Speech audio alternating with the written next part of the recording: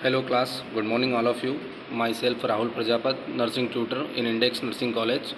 So today we will discuss about the dermatitis. So dermatitis is the inflammation of the dermis layer, which is the layer of the skin. So guys, you can see these pictures. So dermatitis is the severe contact dermatitis and normal skin. So you can see this picture. So next is introduction. Introduction of dermatitis. Dermatitis is not contagious, but it can make you feel comfortable and self-conscious. Moisturizing regularly help control the system. Treatment may be also include medicated ointment, creams and shampoo. तो introduction में हम देखेंगे कि dermatitis जो है वो एक संक्रमित बीमारी नहीं है, एक कंटेजियस डिसीज़ नहीं है, बट ये क्या है कि नॉट फीलिंग द कंफर्टेबल. जब पेशेंट को इस टाइप की डिसऑर्डर होते हैं तो पेशेंट क्या है कि अपने आप को कंफर्टेबल नहीं फील कर पाता है. इसके लिए पेशेंट को क्या है सेल्फ कॉन्शियस होना चाहिए. और उसके बाद जो उसका जो ट्रीटमेंट है उसमें बताया है कि मॉइस्चराइजिंग जो है वो रेगुलरली हेल्प करता है किसमें कंट्रोल करने में. ठीक है. देन ट्रीटमेंट में also include medicated ointment, cream and shampoo. ठीक है. तो इसके ट्रीटमेंट में जो चीज़ें दी गई है वो कुछ मेडिकेशंस है, ऑइंटमेंट्स हैं, क्रीम्स हैं एंड शैम्पू है. हमको सबसे ज़्यादा इस तरह के डिसीज़ में स्किन को मॉइस्चर रखना है जो हमारी हेल्प करेगी. तो ये था introduction. So next we will discuss about the definition.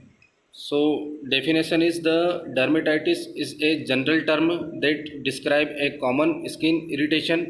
It has many causes and form and usually involve itchy, dry skin or a rash, or it might cause the skin to blister or crust. ठीक है. तो जो definition में बताया गया कि जो dermatitis है वो जनरल टर्म है. ठीक है. उसमें क्या है कि एक कॉमन इरिटेशन होता है स्किन का. ठीक है. जो यूजुअली इचिंग, ड्राई स्किन और रेशेस की वजह से हो सकता है. ये सब जो चीज़ें हैं वो है डर्मेटाइटिस को कॉज करती है, जनरल टर्म है. ठीक है. तो guys we will discuss about next the aetiology. Aetiology means causes. हम देखेंगे कि किस किस कारणों से किस किस जगहों पे होता है. सो पहला जो है चीज़ वो हम देखेंगे एज. तो एज जो है वो भी इफ़ेक्ट करती है डर्मेटाइटिस को. तो dermatitis can occurs at the any age, but atopic dermatitis is a more common in children than adults, and it usually begins in the infancy. तो एज में हमने देखा कि जो एज फैक्टर है जो मोस्टली चिल्ड्रन में है वो एक कॉमनली एडल्ट के मुकाबले चिल्ड्रंस में ज़्यादा पाया जाता है. ठीक है. और इन्फेंट्स में इसकी जो होने की संभावना है वो ज़्यादा होती है. ठीक है. तो एज एक ऐसा फैक्टर है जो डर्मेटाइटिस को इफ़ेक्ट करता है. ठीक है. देन अगला जो टिप्स है वो हम देखेंगे कि एलर्जिक एंड अस्थमा. ठीक है. तो एलर्जी और अस्थमा, आप जानते हो कि एलर्जी एक इरिटेबल चीज़ है एक पेशेंट्स के लिए. ठीक है. तो एलर्जी और अस्थमा जो कि COPD की डिसीज़ होती है. ठीक है. वो भी अफेक्ट कर सकती है डर्मेटाइटिस को. ठीक है. तो people who have a personal और family history of the eczema, allergic, have fever of asthma are more likely to develop atopic dermatitis. ठीक है. तो जो पीपल हैं वो पर्सनली हम देखते हैं उनकी फैमिली हिस्ट्री या उसकी पर्सनल हिस्ट्री में किसी को अस्थमा है तो ये चीज़ें भी डर्मेटाइटिस का कॉज हो सकती है. ठीक है. उसके बाद किसी कारणों से अगर अस्थमा की वजह से पेशेंट को फीवर आया है. ठीक है. तो fever is also effect the our skin. तो it is also caused of a dermatitis. ठीक है. तो लाइकली डेवलप एटोपिक डर्मेटाइटिस. तो ये एटोपिक जो डर्मेटाइटिस है उसको इफेक्ट करेगा. तो थर्ड वन हम देखेंगे कि एक और चीज़ है ऑक्यूपेशन. ऑक्यूपेशन का मतलब होता है ऑक्यूपेशन जिस जगह पे हम काम करते हैं या जिस जगह पे हमारी जॉब है उस जगह पे भी डर्मेटाइटिस होने के बहुत संभावना है जो हम देखेंगे. Job that the put in the contact with certain metals solvent for cleaning supply increase you risk of contact dermatitis being the health care workers in liked to hazard एक्जेमिया। ठीक है, तो हमने देखा है कि इंडस्ट्रियल एरिया जो है हमारा या फिर कुछ टेक्सटाइल हुआ उनमें कुछ हजार्ड्स हैं, जैसे केमिकल हुआ या फिर वहाँ का सराउंडिंग एरिया है जब मेटल्स है, इन जगहों पे भी अगर हमारे सराउंडिंग में ऐसी चीज़ें हैं या हम हमारा ऑक्यूपेशनल है तो वो भी हमको हजार्ड के रूप में हो सकता है, जिससे हम ऑक्यूपेशनल हजार्ड के दौरान हमको डर्मेटाइटिस होने के चांसेस है। ठीक है, तो ये एक ऑक्यूपेशनल भी इसका एक फैक्टर है जिसमें डर्मेटाइटिस होने के चांसेस हैं। So next is health condition. Health condition में भी health condition that put you to increase risk of the seborrheic dermatitis include the congestive heart failure, Parkinson disease and HIV। ठीक है, तो हम देखेंगे कुछ कंटेजियस या फिर कुछ कम्युनिकेबल डिसीज़ होती हैं, so may be affect to the हमारी तो डर्मेटाइटिस या हमारी जो डर्मिस लेयर है उसको अफेक्ट कर सकती है। So health condition that the put your increase the risk of seborrhoeic या dermatitis includes congestive heart failure. ठीक है, तो कंजेस्टिव हार्ट फेलियर जैसी डिसीज़ या पार्किंसन डिसीज़ है, आपको उसमें पता है उसमें डोपामिन का लेवल गिर जाता है जिसके कारण डर्मेटाइटिस होने के चांसेस हैं, या HIV हुआ या कोई कम्युनिकेबल डिसीज़ हुआ, इन चीज़ों में भी डर्मेटाइटिस होने के चांसेस हैं। So next one is complication. So हम देखेंगे कि अगला जो है डर्मेटाइटिस से होने से जो कॉम्प्लिकेशंस है हमारी बॉडी में क्या आते हैं। So we will discuss about the complication. Complication means the scratching the itchy rash associated with the dermatitis can cause open sore which may becomes affected. This skin infections can spread and may very rarely become life threatening। ठीक है, तो scratching जो है, जो etching rashes है वो associate होते हैं डर्मेटाइटिस से। डर्मेटाइटिस में इसी चीज़ से एसोसिएटेड होते हैं। ठीक है, ओपन सोर्स, उसके बाद हमको डर्मेटाइटिस होने के बाद जो हमारा कॉम्प्लिकेशन है, जो नेक्स्ट लेवल है उसका, वो ओपन सोर्स में भी कॉम्प्लिकेटेड हो सकते हैं। ठीक है, जो कि एक इन्फेक्शन का एक चांसेस है, जो इन्फेक्शन का एक मेन सोर्सेस है, जो कि क्या है कि this skin infection can spread and may very rarely become life threatening. ये इतने कॉम्प्लिकेटेड होते हैं या फिर हमारे लिए इतने नुकसानदायक होते हैं कि कभी कभी समटाइम्स क्या होता है कि लाइफ थ्रेटनिंग भी हो सकते हैं। इससे इतना इन्फेक्शन का सोर्स होता है कि हमारी जान को खतरा भी होता है। तो ये है मेन इसका कॉम्प्लिकेशन। तो डर्मेटाइटिस में हम देखेंगे कि in people with brown and black skin dermatitis might the cause of the affected area to darken और lighten post inflammatory hyper pigmentation और hypopigmentation. It may take months of और years of return to your usually in skin. हमने देखा है कि कुछ genetic factors हैं, जैसे कि कुछ पर्सन होते हैं जो ज़्यादा हाइपर पिगमेंटेशन हम बोले हैं कि जैसे कुछ लोग डार्क कलर को बिलोंग करते हैं, कुछ लोग हैं जो डार्क कलर के बाद लाइट कलर से हैं जो जिनमें हाइपर पिगमेंटेशन पाया जाता है, हाइपो पिगमेंटेशन पाया जाता है। तो वो क्या है, जेनेटिक तौर पे भी उन लोगों का कॉम्प्लिकेशन है कि उनको डर्मेटाइटिस होने के चांसेस हैं। ठीक है, तो एक जेनेटिक भी इसका कॉज हो गया है।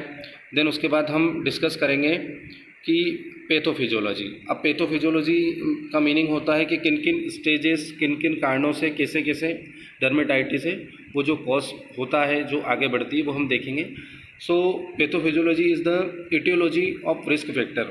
इटियोलॉजी में हमने देखा है कि कॉज में क्या था, इटियोलॉजी जो सारे हमारे जो इटियोलॉजी हैं, जो रिस्क फैक्टर है, उसके बाद होता है हमारा इन्फ्लामेशन रिएक्शन। तो second one he is a inflammation reaction in skin.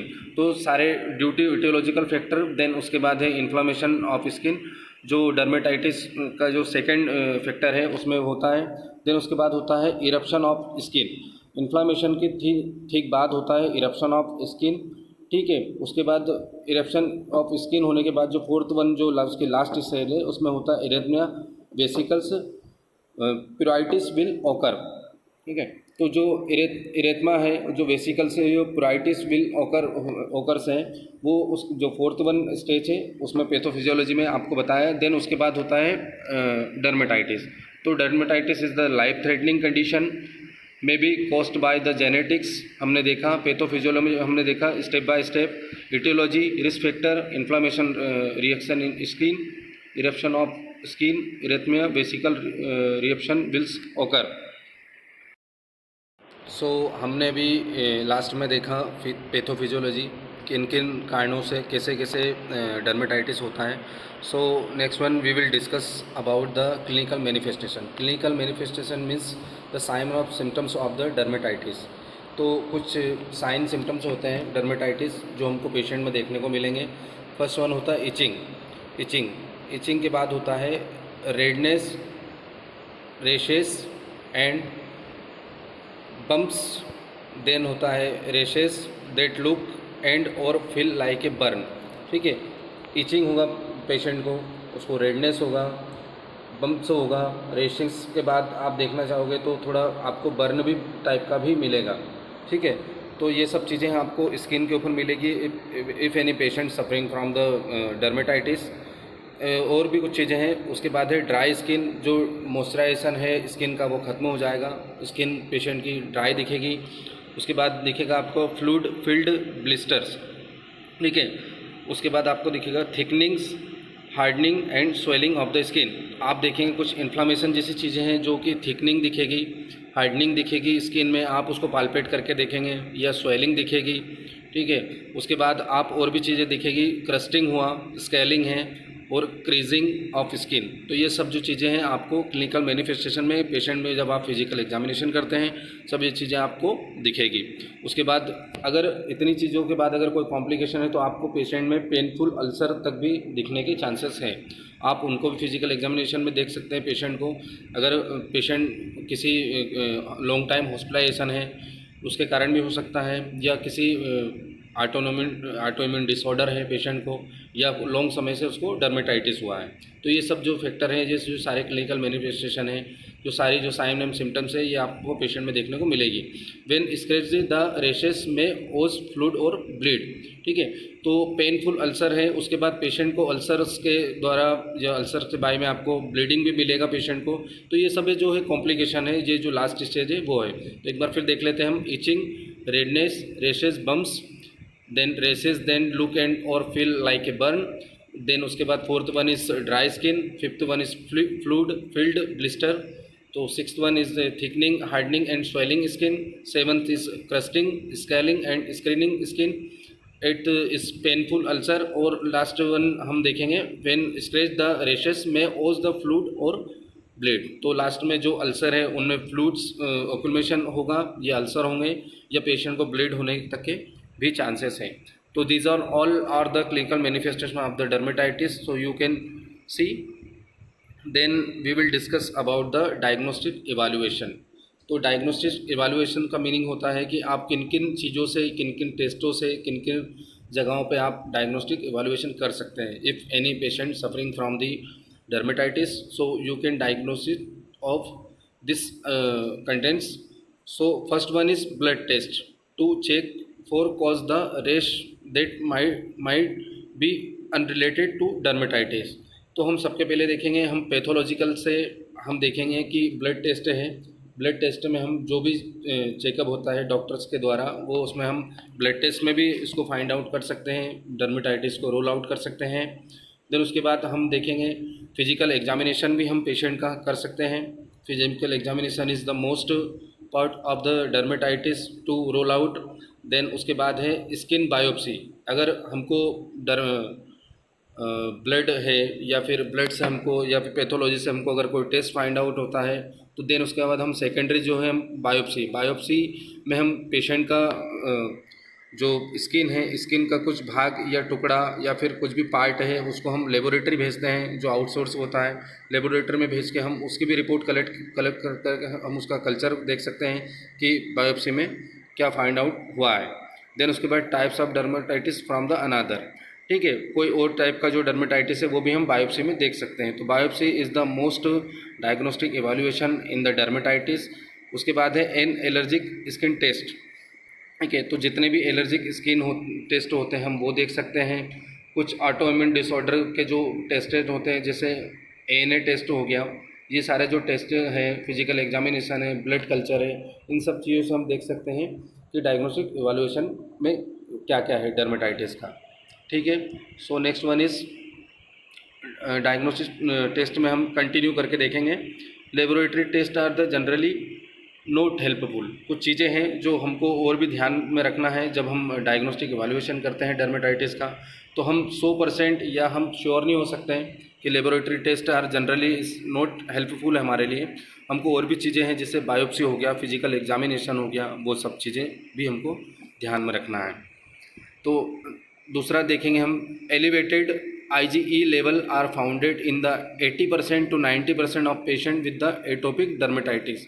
हम लेबोरेटरी टेस्ट के अलावा हम देखेंगे कि हमारा जो इम्यूनोलॉजिकल जो टेस्ट हैं वो हम पेशेंट का सेंड करते हैं, जिसमें आपने पढ़ा है कि IgE जो हमारा one type of the immunoglobulin, ठीक है, तो उसमें हम देखेंगे कि 80 से 90% जो एटोपिक जो पेशेंट होते हैं, ठीक है, उनमें 80 से 90% क्या है, डर्मेटाइटिस पाया जाता है। ठीक है, IgE लेवल फाउंड करके। देन उसके बाद है blood eosinophils correlatives with the disease severity. ठीक है, तो हम इन चीज़ों से आप डायग्नोस्टिक इवैल्यूएशन कर सकते हैं डर्मेटाइटिस का। ठीक है, उसके बाद हम देखेंगे मैनेजमेंट। मैनेजमेंट का मतलब होता है कि आप use a humidifier if a dry make in your skin. तो हमको सबके पहले क्या करना है कि किसी भी टाइप का कोई स्किन डिसीज़ हो, स्किन एलर्जिक हो, सबके पहले हमको उसका ह्यूमिडिफायर यूज़ करना है। हमको स्किन को मॉइस्ट रखना है। अगर हम किसी भी तरह का ट्रीटमेंट, हम किसी भी तरह का मैनेजमेंट या मेडिकल मैनेजमेंट या हम उसको पेशेंट को क्योर करना चाहते हैं, सबके पहले स्किन जिस ऑर्डर में हम पेशेंट का जो स्किन लेवल है उसको हम मॉइस्ट रखेंगे, उसको ड्राई नहीं होने देंगे। उसका जो मॉइस्चराइज जो लेवल है उसमें हम उस स्टेज को बढ़ने नहीं देने के लिए, उसके अर्ली प्रिवेंशन के लिए हम उसको मॉइस्ट करके रखेंगे। देन उसके बाद हम देखेंगे कि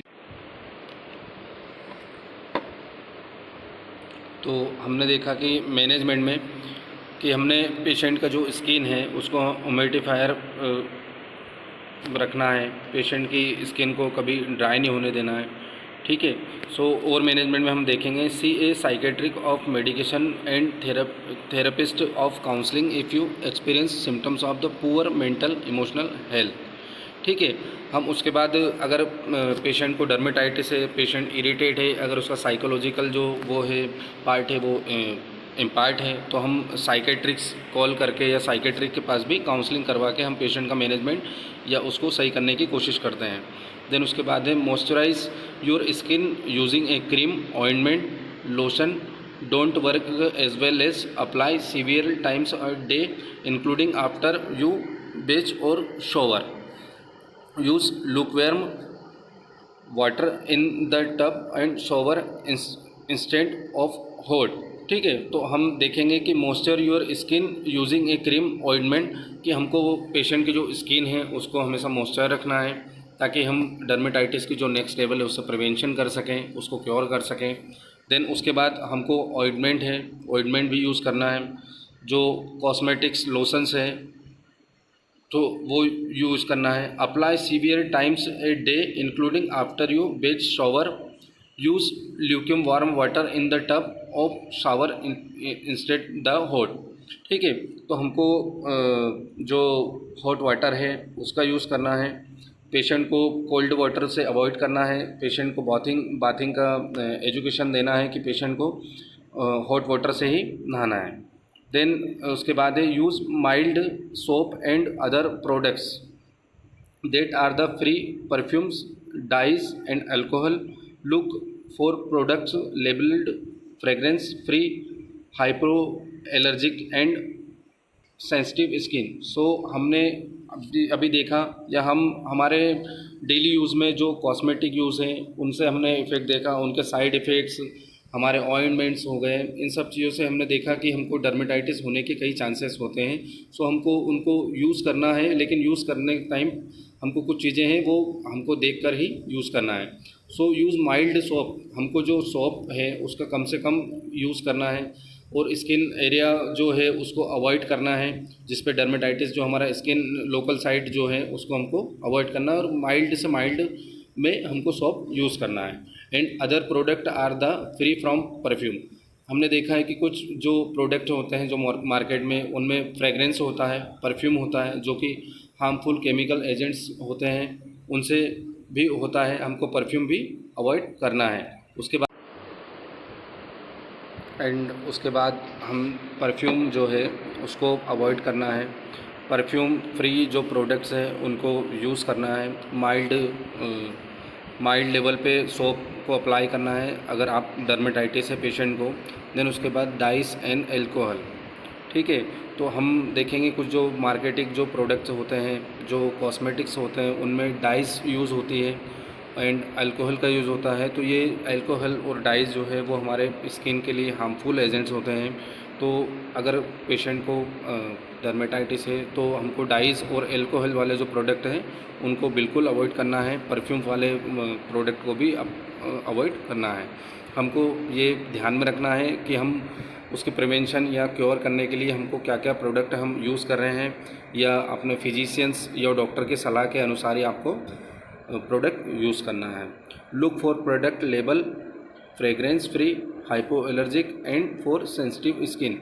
आपने देखा होगा कि आप मार्केट से कोई भी प्रोडक्ट खरीदते हैं जो कॉस्मेटिक होता है या आपकी स्किन ब्यूटी के लिए आप यूज़ करते हैं, उसके लिए आपको उसके लेबल पे आपको you have to check the before the buying the products, you have to check the fragrance free and hypo allergic and for sensitive skin.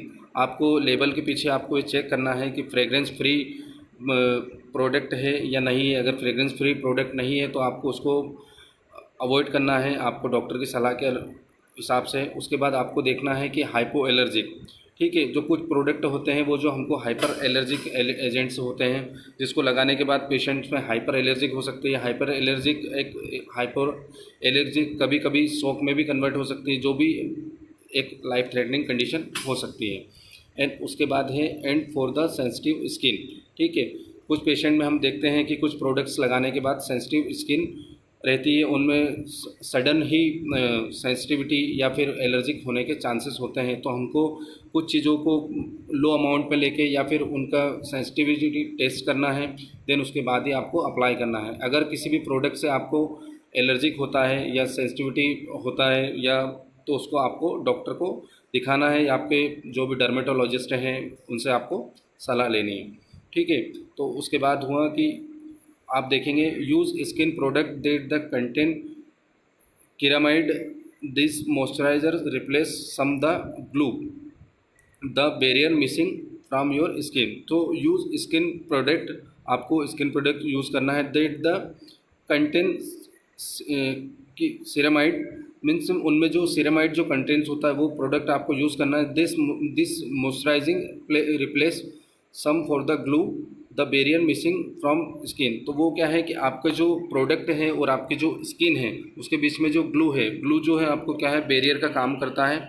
Barrier मतलब वो इन्फेक्शन को या फिर उसकी सेंसिटिविटी को, हाइपो एलर्जिक, ये सब चीज़ें हैं, इन चीज़ों से आपको बचाता है। तो आपको जो सिरामाइड जो प्रोडक्ट हैं उनको आपको यूज़ करना है, पर वो भी डॉक्टर या फिजिशियन की सजेशन के बाद। Apply cortisone cream and ointment. Cortisone is an over-the-counter steroid found in hypocortisone and hydrocortisone acetate. They made the help control the itching and the redness. ठीक है, तो apply cortisone cream and ointment. आपने देखा होगा कि allergic जो skin है हम उसमें स्टेरॉइड का यूज़ करते हैं, which is the control to the allergic reaction. So हमको अप्लाई करना है कि कोर्टिजोन जो क्रीम है और जो ऑइंटमेंट आप यूज़ कर रहे हैं उसमें स्टेरॉइड है कि नहीं है, वो चीज़ें आपको यूज़ करना है। Cortisone is an over the counter steroid found in hydrocortisone. So cortisone is an over the counter steroid found in the hydrocortisone and hydrocortisone acetate. ठीक है, दिस में या they may help control the itching and redness. तो हमने देखा कि जो हमारे हाइड्रोकोर्टिजोन है जो कि स्टेरॉइड है, वैसे भी एलर्जिक रिएक्शन में हमको हेल्प देते हैं, इसलिए हाइड्रोकोर्टिज़ोन जो और हाइड्रोकोर्टिज़ोन एसीटेट है वो आपको हेल्प देंगे डर्मेटाइटिस जो डिसीज़ है उसमें। तो आपको इन जो प्रोडक्ट्स हैं, जो कॉस्मेटिक, जो क्रीम, जो ऑइंटमेंट आप जो यूज़ करते हैं डर्मेटाइटिस पेशेंट्स में, वो आपको देखना है। उनमें स्टेरॉइड अगर है तो वो it will be helpful your for skin, ठीक है। तो देन उसके बाद है take over the counter anti histaminic for severe itching. Then अगर कोर्टिज़ोन हम यूज़ कर रहे हैं या हम कोर्टिज़ोन का यूज़ नहीं कर रहे हैं, उसके बाद क्या है, अगर किसी को सीवियर इचिंग होती है पेशेंट को, देन उसके बाद हम क्या करेंगे कि एंटी हिस्टामिन जो एंटी हिस्टामिन जो होते हैं हमारे पास जो ड्रग, उनको क्या है सीवियर इचिंग में हम यूज़ करते हैं। जो आपको सीवियर इचिंग होगी उसमें आपको एंटी हिस्टामिन आपको हेल्प करेंगे। Take prescription medication your health care provider may prescribe steroid creams, pills and और shots, long term risk including side effects like high blood pressure, weight gain, thickening of skin. These are the newer medication called topic immunomodulators, TIMs, that the show progress in the treatment of patients who do not respond to other treatment. They change the body's immune response, allergic and have fever side effects. तो हमने देखा कि take the prescription of medication, आपको कोई भी medications है, आप कोई प्रोडक्ट है उसको आप प्रिस्क्रिप्शन के बाद ही यूज़ करें, अपने डॉक्टर की सलाह सजेशंस के बाद ही आपको यूज़ करना है। आपको एलर्जिक या उसके होने वाले जो हार्म है, जो नेक्स्ट लेवल ऑफ डर्मेटाइटिस है, आप उसको प्रिवेंशन या क्योर करने के लिए आप यूज़ करना है उसको। देन उसके बाद योर हेल्थ केयर प्रोवाइडर्स में यू प्रिस्क्राइब स्टेरॉइड क्रीम। आपके जो हेल्थ केयर प्रोवाइडर्स हैं, आपके डॉक्टर्स हैं, नर्सेस हैं, देन उसके बाद जो भी आपके कंसल्टेंट हैं, जो डर्मेटोलॉजिस्ट हैं, वो आपको स्टेरॉइड जो क्रीम है वो आपको प्रोवाइड कराएंगे, जो आपको यूज़ करना है। Pills and or short long term risk including side effects like high blood pressure. Then उसके बाद जो आप ट्रीटमेंट है, आप जो ट्रीटमेंट डर्मेटाइटिस के लिए ले रहे हैं उसके कुछ साइड इफ़ेक्ट्स हैं, जैसे हैं high blood pressure, weight gain, thickening of skin. होता क्या है कि हम स्टेरॉइड का यूज़ करते हैं लॉन्ग टाइम, या हम पिल्स का यूज़ करते हैं, उनके कुछ कॉम्प्लिकेशन होते हैं। देन उसके बाद होता है कि आपका पेशेंट का हाई ब्लड प्रेशर होगा, पेशेंट का वेट गेन होगा। आप अगर कोई क्रोनिक डर्मेटाइटिस है पेशेंट को, या पेशेंट लॉन्ग टाइम हॉस्पिटलाइज है, या लॉन्ग टाइम मेडिकेशन पेशेंट चल रहा है, पेशेंट ले रहा है, तो पेशेंट इन कंडीशन में पेशेंट का वेट गेन भी हो सकता है, जो कि एक साइड इफ़ेक्ट है मेडिकेशन का। देन उसके बाद थिकनिंग ऑफ स्किन।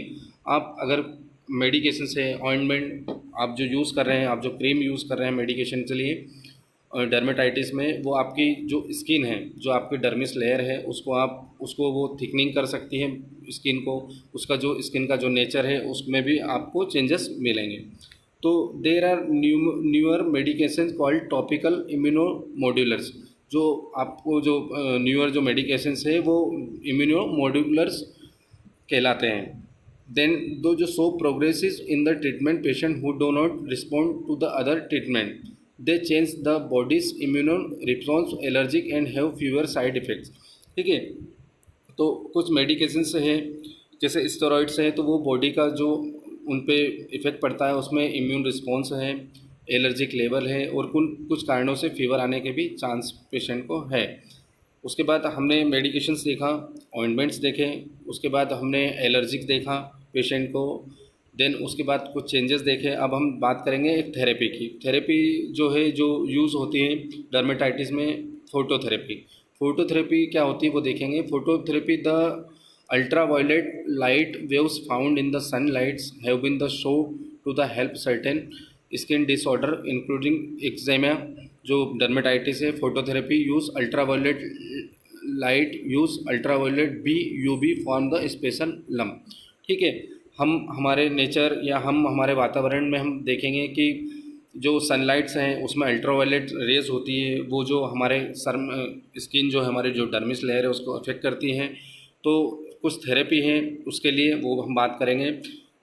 उसके बाद हम जब सनलाइट के प्रेजेंस में हम जब रहते हैं तो कुछ चेंजेस हमारी बॉडी के अंदर या हमारी स्किन के अंदर होते हैं जो हमारे लिए हार्मफुल होते हैं। उसके बाद अल्ट्रावायलेट जो रेज़ है जो कि सनलाइट की प्रेजेंस में, जो सन से डायरेक्टली हमारे डायरेक्ट कॉन्टेक्ट में डर्मेटाइटिस जो कॉज करती है, उसमें हम उन चीज़ों के लिए एक थेरेपी है जिसका नाम है फोटोथेरेपी। हम फोटोथेरेपी दे के भी पेशेंट को क्योर कर सकते हैं। उसमें अल्ट्रा वायलेट UVB फॉर्म जो होता है उसमें हम पेशेंट को थेरेपी देते हैं फोटोथेरेपी में जो अल्ट्रा वायलेट जो रेस से जो स्किन जो डर्मेटाइटिस हुआ है या स्किन अफेक्ट हुई है तो उसमें उसका लेवल हम कम कर सकते हैं। तो इस तरह हम मैनेजमेंट कर सकते हैं। नेक्स्ट एक और बार देख लेते हैं हम। Use a humidifier if dry and the make your skin dry. Then उसके बाद see psychiatrist for medications and therapist on counselling. Patient की काउंसलिंग भी ज़रूरी है। Re experience symptoms for the poor mental emotional health. जो आप patient के जो सिम्टम्स है, जो पेशेंट का जो stage of the level of the dermatitis है, so it will be effect to the patients emotionals and psychological impairment. Then उसके बाद देखेंगे हम moisture your skin using a cream ointment lotion don't work it as well as apply severe times day including after the bath और shower. हम देखेंगे patient को hot water जो है उसका यूज़ करना है उसको बाथिंग में, शावर में कोल्ड वाटर को हम उसमें अवॉइड करेंगे। Use luke warm water in the tub और shower instant of hot. Then उसके बाद use mild soap and other product that the free for perfume dyes and alcohol. Look for product labelled fragrance free hypo allergic and sensitive. हमने देखा cosmetic में हमने fragrance free जो product है वो use करना है। हमको उसका लेवल चेक करना है कि जो है कि जो हमने प्रोडक्ट बाई किया है, जो परचेज़ किया है, हम उसमें फ्रेग्रेंस फ्री है कि नहीं। देन उसके बाद हाइपो एलर्जिक प्रोडक्ट लेना है। उसके बाद सेंसिटिव स्किन, अगर हमको किसी तरह की सेंसिटिविटी हुई है किसी प्रोडक्ट की तो हमको जो डेली या फिर जो वीकली जो फॉलोअप है वो हमको डॉक्टर को उसका रिपोर्ट करना है, जो भी अपने डर्मेटोलॉजिस्ट हैं। Use skin product the contain ceramide. ठीक है, सीरामाइड जो कंटेन है हम उसको यूज़ करना है। This moisturise the replace some the glue. जो ग्लू है वो जो उसको मॉइस्चराइज में आपको यूज़ करना है, जो कि एक आपकी स्किन और आपके इन्फेक्शन के बीच में जो बैरियर का काम करेगा। Apply cortisone cream and ointment. Cortisone is an over the counter state found the hydrocortisone and hydrocortisone acetate that may be help control the itching and redness। तो आपने देखा कि स्टेरॉइड जो हाइड्रोकोर्टिजोन जो हाइड्रोकोर्टिजोन एसीटेट है वो जो है आपको रेडनेस, इचिंग और इसमें हेल्प करेगा, जो कि डर्मेटाइटिस पेशेंट्स में आपको देखने को मिलेगा कि हम हाइड्रोकोर्टिजोन जो है हम यूज़ करते हैं डॉक्टर के द्वारा। ठीक है, take over the counter anti histaminic and severe itching. Then उसके बाद एंटी हिस्टामिन जो है वो भी हम यूज़ कर सकते हैं सीवियर इचिंग के लिए। अगर पेशेंट को कोई पेन कम नहीं हुआ, पेशेंट का इचिंग कम नहीं हुआ, तो उसमें एंटी हिस्टामिन भी यूज़ होता है, जो कि डॉक्टर का प्रिस्क्रिप्शन के बाद या डर्मेटोलॉजिस्ट के बाद ही होगा। Take prescription medications your health care provider may use prescription steroid cream pills and short long term risk for side effect like high blood pressure, weight gain and thickening of the skin. These are newer medication called topically immunomodulants and the show progress in the treating patient who do not respond to the treatment. They chance to body immune response to allergic and have fever side effect। हमने देखा कोई patients अगर long time medications ले रहा है या long time medication लेने के बाद पेशेंट हॉस्पिटलाइज भी है, तो हम उसमें कुछ चीज़ें हैं पेशेंट में आपको मिलेगी जो कि पेशेंट को रिस्की होगी। पेशेंट्स का मेडिकेशंस का जो इफ़ेक्ट है वो कॉम्प्लिकेशंस में बदलेगा।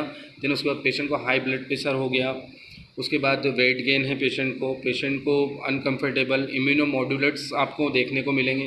तो दिस ऑल जो इफ़ेक्ट हैं वो हमको देखने को मिलेंगे एक पेशेंट को एडमिट होने के बाद या फिर एक लॉन्ग टाइम मेडिकेशंस लेने के बाद, जो कि स्टेरॉइड्स हो सकते हैं, हमारे कॉस्मेटिक हो सकते हैं। देन उसके बाद फोटोथेरेपी की हम बात कर चुके हैं कि जो अल्ट्रावायलेट जो रेज़ है जो हमको सन से डायरेक्ट हमारे डर्मिस लेयर को इफेक्ट कर रही है, हम उसको प्रिवेंशन करने के लिए फ़ोटोथेरेपी देते हैं, जो कि एक जो डॉक्टर के द्वारा दी जाती है। उसके बाद अंडर फिजिशियन आप इसको फ़ोटोथेरेपी को ले सकते हैं। उसमें हम पिगमेंट लेवल चेक करते हैं पेशेंट्स का। देन उसके बाद हम उसको डर्मेटाइटिस से पेशेंट को क्योर कर सकते हैं। ये एक जो मेन थेरेपी है वो भी हम पेशेंट को देते हैं। So next one is the prevention. Prevention is The avoid long hot bath which can dry the skin. Use lukewarm water instant and give your child sponge bath. Then उसके बाद है apply lotion immediately after bathing. Will the skin is the still moist? This will be help to trap moisture in the skin. Third one is keep the room temperature as regular as possible. Change in the room temperature and humidity can dry the skin. Keep your children dressed in the cotton, wool, silk and man-made the fabrics such as polyester and irritate the skin. Then उसके बाद use mild laundry soap and make sure the clothes as well as nourished. Then उसके बाद wash the skin infection. Contact your healthcare provider if you notice an infection. Help them avoid rubbing or scratch the rash. Last one is the use moisturizer several time daily in infant with the eczema. Moisturizing the regular basis with the each deeper change in the example with the external room. तो ये prevention थे जो कि हमको dermatitis patient में रखना है. Then उसके बाद थैंक यू सो मच.